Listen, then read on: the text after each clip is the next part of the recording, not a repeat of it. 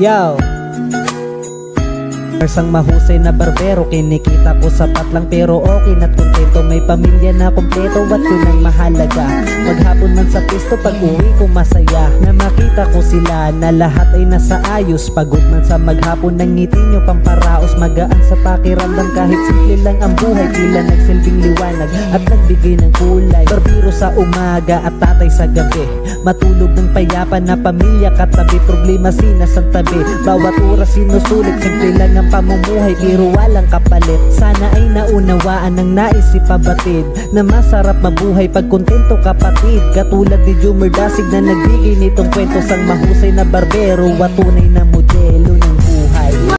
Huwag maging mapagmataas kung meron ka ngayon. Huwag mangmata ng kapwa mo kung alam mong mas nakakaangat ka kaysa sa kanya. Tulad nga ng kasabihan, bilog ang mundo. Hindi pare-pareho ang ikot nito. Baka pagising mo, ikaw na ang minamata ng tao. At lahat ng pinagyayabang mo ay biglang maglaho sa'yo. Walang permanente sa mundo, tandaan mo. Kahit ikaw pa ang pinakamayaman, pag tinamaan ka ng sakit, lahat yan mawawala sa'yo.